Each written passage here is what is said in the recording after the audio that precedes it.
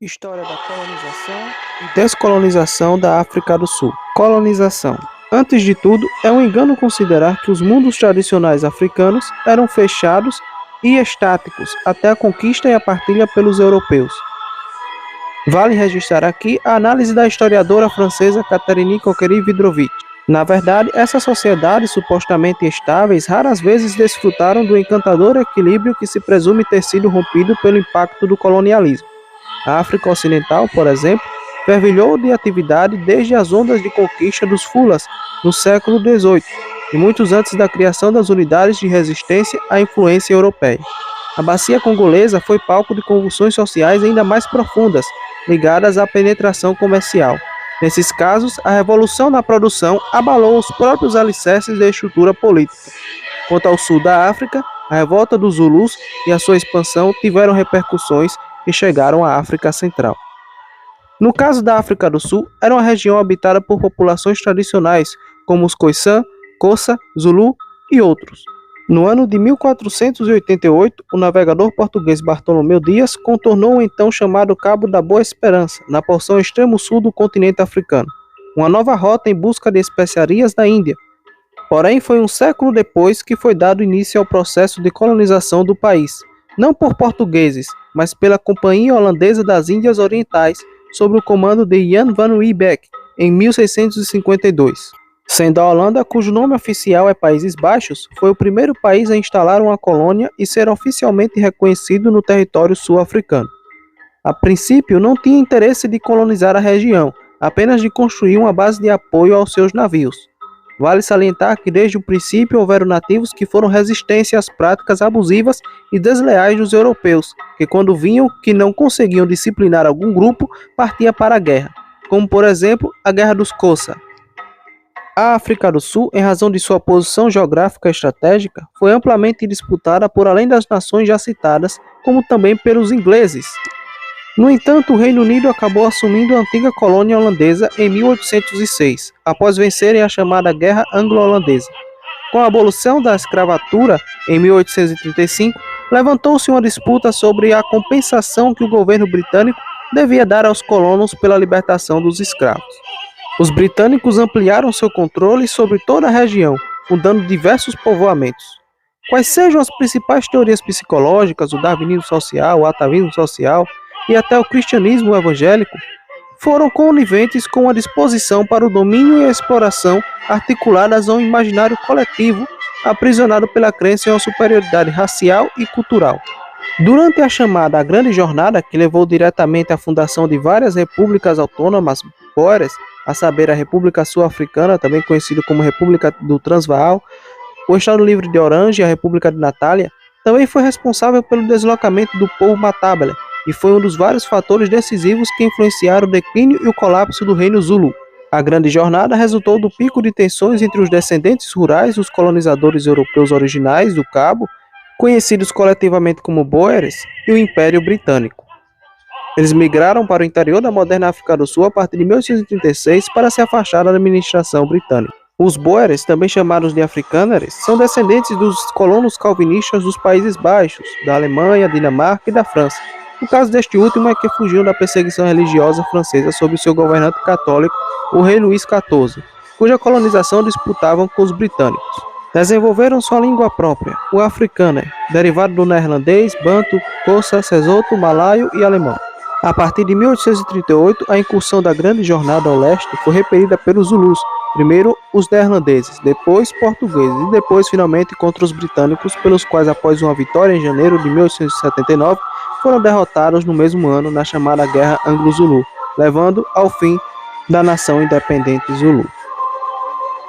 O poeta inglês Hilaire Belloc resume bem a situação. Aconteça o que acontecer, nós temos a metralhadora e eles não. A descoberta de diamantes em 1867 e de ouro em 1886 aumentou a riqueza dos colonos, que continuavam a emigrar para a África do Sul e intensificou a sujeição dos nativos. Os Boeres resistiram aos britânicos na Primeira Guerra dos Boeres, e uma das razões foi o fato destes colonos usarem fardamento caqui, que é da cor da terra, enquanto os britânicos usavam uniformes de cor vermelha, tornando-os alvos mais fáceis para os atiradores Boeres. A Segunda Guerra Boer deu-se quando as tropas britânicas já não usavam seus uniformes vermelhos.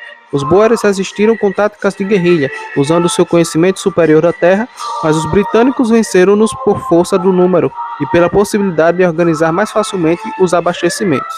Em 1902, depois de muitas perdas, assinaram o Tratado de Paz, chamado de Tratado de Vilnius.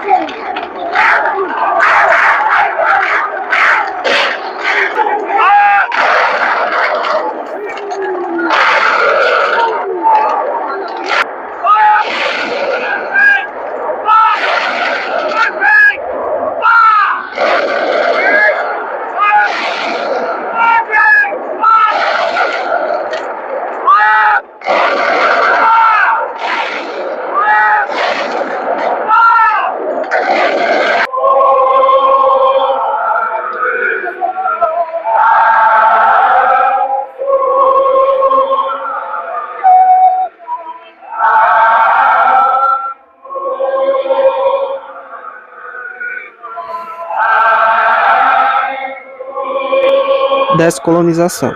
O processo de ocupação britânico foi finalizado em 1910, em razão da independência da África do Sul. Após a derrota dos Boers na Guerra Anglo-Boer, a União da África do Sul foi criada como um domínio autônomo do Império Britânico no ano de 1910, nos termos da Lei da África do Sul de 1909. O país tornou-se um Estado-nação totalmente soberano dentro do Império Britânico em 1934, após a promulgação do Estatuto da Lei da União. O general Louis Botha chefiou o primeiro governo da nova União, com o general Jan Smuts como seu vice. Seu Partido Nacional Sul-Africano, mais tarde conhecido como Partido Sul-Africano ou SAP, seguiu uma linha de unidade branca, geralmente pró-britânica. Os Boers mais radicais se separaram sob a liderança do general Barry Hertzog, formando o Partido Nacional NP em 1914.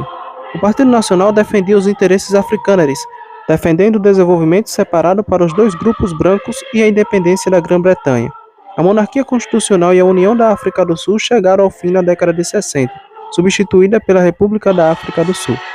Na Primeira Guerra Mundial, a África do Sul teve grande importância para o Império Britânico, para prover recursos como ouro, para financiar a compra de armas e suprimentos dos Estados Unidos, os portos e os ancoradouros para o descanso e reabastecimento dos navios, bem como a mão de obra e força militar de todas as raças para enfrentar a Alemanha e os turcos otomanos.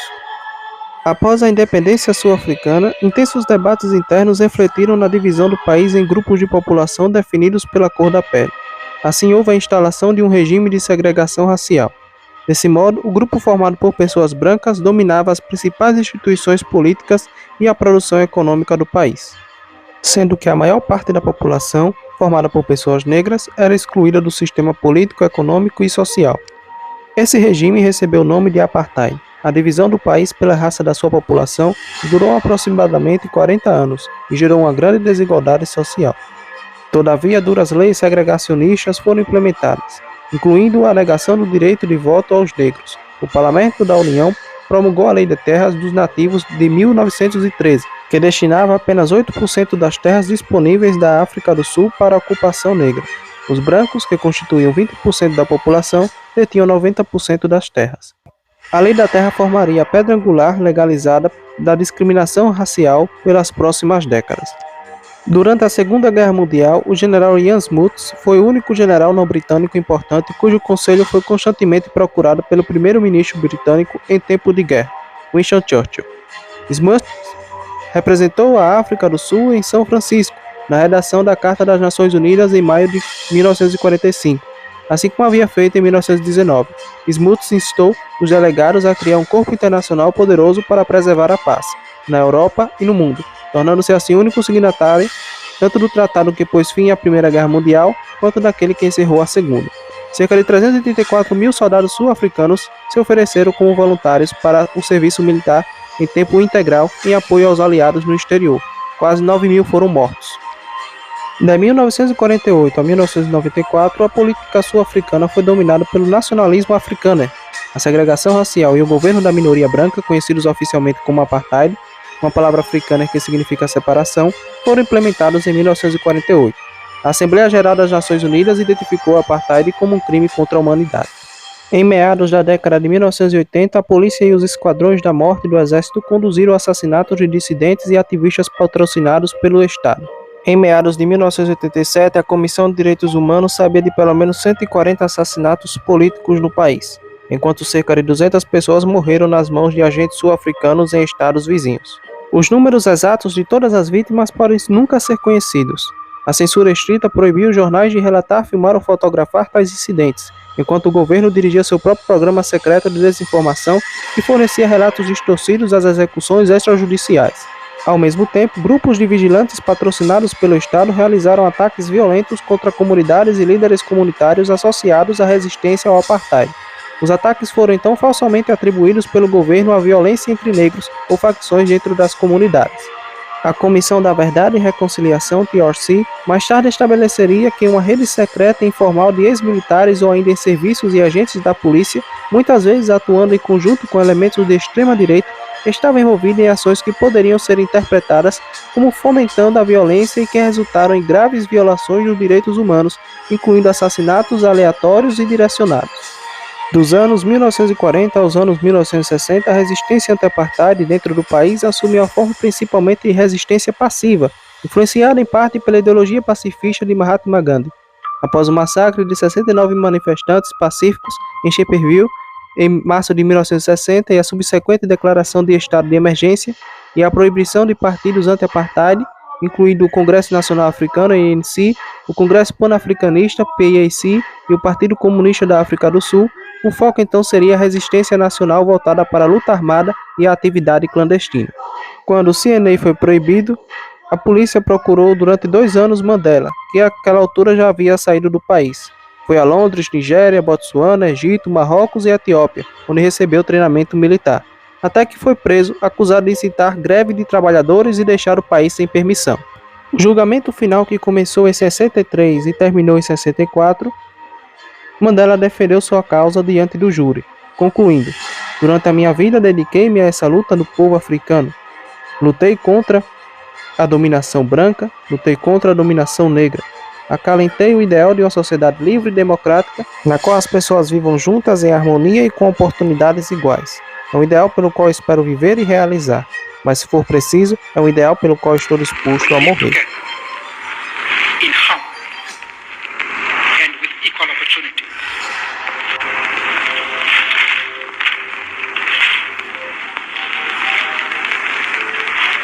It is an idea for which I hope to live and to see realized. But my Lord, if it needs be, it is an idea for which I am prepared to die. A acusação apresentou documentos há pouco descobertos que mostravam que Mandela havia aderido à luta armada. Um deles mostrava em detalhes um plano para atacar diversas instalações do governo. Mandela esperava para si e seus amigos a pena de morte. No entanto, o juiz decidiu pela prisão perpétua. Mandela passou 27 anos na prisão, inicialmente em Robben Island, depois no presídio de Portsmouth, de segurança máxima, e daí para Victor Verster, de segurança mínima, onde passou a morar numa cabana no complexo penitenciário. Depois de uma campanha internacional, ele foi liberado em 1990, quando recrudescia a guerra civil na África do Sul. Mandela foi uma figura controversa durante grande parte de sua vida, denunciado como terrorista comunista por seus opositores. Os Estados Unidos, sob Ronald Reagan, e a Inglaterra, sob Margaret Thatcher, reconheceram o CNA como grupo terrorista. Claro, principalmente dado ao contexto de Guerra Fria. Talvez o mais controverso emblema foi o uso de necklaces ou colares, sobretudo tendo como principal entusiasta Winnie Mandela, esposa de Mandela. A autora Linda Schuster escreve: o colar representou o pior dos excessos cometidos em nome do Levante. Esta foi uma forma particularmente horrível de justiça popular, reservada para aqueles que se pensavam serem colaboradores do governo, informantes e policiais negros. Os carrascos forçavam um pneu de carro sobre a cabeça e os braços do suspeito, molhavam-no com gasolina e ateavam fogo. Imobilizada a vítima, morre queimada. Todavia, Mandela acabou sendo aclamado internacionalmente por seu ativismo contra o racismo e a segregação, recebendo mais de 250 prêmios e condecorações, incluindo o Nobel da Paz em 1993, que dividiu com o presidente branco Frederick de Klerk, bem como a Medalha Presidencial da Liberdade dos Estados Unidos e a Ordem de Lenin da União Soviética. De Klerk negociou com Mandela para desmantelar totalmente o apartheid e estabelecer uma transição para o sufrágio universal. Em 1993, ele se desculpou publicamente pelos efeitos nocivos do apartheid. Ele supervisionou a eleição multirracial de 1994 também, na qual Mandela levou o Congresso Nacional Africano, ANC, à vitória, sendo o primeiro presidente negro do país. Apesar dos avanços econômicos e sociais nas últimas décadas, assim como da maior inserção da população negra na sociedade sul-africana, o país ainda apresenta altos índices de pobreza, corrupção generalizada, radicalismo político, grandes desigualdades econômicas, bem como altos índices de violência e, o pior, infelizmente, violência racial. Song at the rallies, calling for the deaths of white farmers.